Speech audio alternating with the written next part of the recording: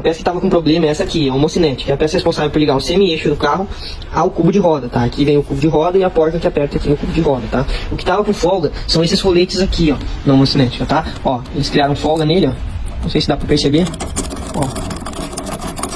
Tá o barulhinho, tá? Mas ó, essa folga aqui que cria, ele acaba quando tu torce toda a direção, por exemplo, quando tu torce a direção, ó, o eixo, ele vai virar todo pra cá, ó. Então o eixo vai ficar reto aqui e a roda vai... É como se o eixo estivesse sempre reto e a roda torcesse. Então ele vai torcer os coletes assim, ou pro outro lado, né? Só torcer. Ou pro outro lado.